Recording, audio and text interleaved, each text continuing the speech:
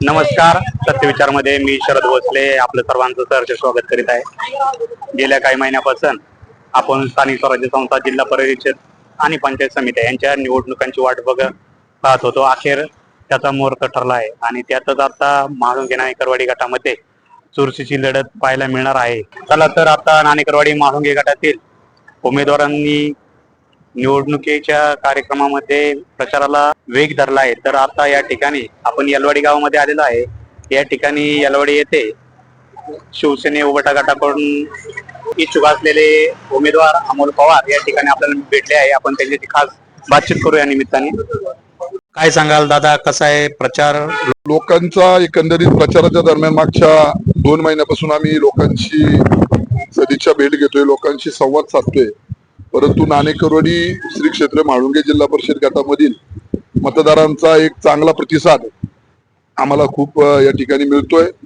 एकंदरीतच मागच्या 5 वर्ष पूर्वी पंचायत समितीचा सदस्य आणि उपसभापती म्हणून केलेलं काम आणि सुखदुःखामध्ये असलेला सहभाग याच्यामुळे खूप चांगला प्रतिसाद हा सर्वसामान्य माणसाचा मिळतोय. तुमच्या पक्षामध्ये अनेक इच्छुक उमेदवार आहेत. आपण आतापर्यंत तुमच्या पक्षाकडून या ठिकाणी उमेदवारी जाहीर केलेली नाही, तर काय सांगाल त्याबद्दल? आता आमच्या पक्षाकडे तसे तर 2 जण इच्छुक आहेत. एक माझा सहकारी नाणेकरवाडी गावचे माजी उपसरपंच गणेश नाणेकर आणि एक मी, असे 2 जण इच्छुक आहेत.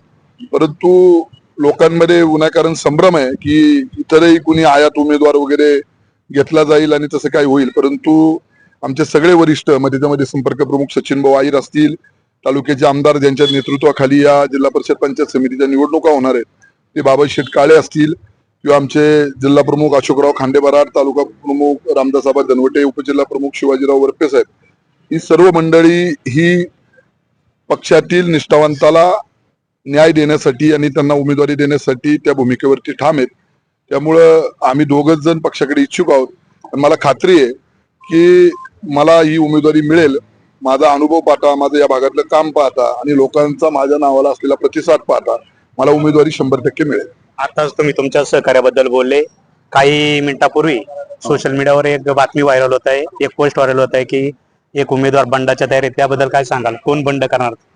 ते बातमी कुणी कधी केली त्याची कल्पना नाही, परंतु आजपर्यंत या क्षणापर्यंत तरी गणेश नाणेकर हे शिवसेना उद्धव बाळासाहेब ठाकरे पक्षाकडेच इच्छुक आहेत आणि मला वाटत नाही तो एक निष्ठावान शिवसैनिक आहे. तो शिवसेना उद्धव बाळासाहेब ठाकरे पक्षाबरोबर राहील.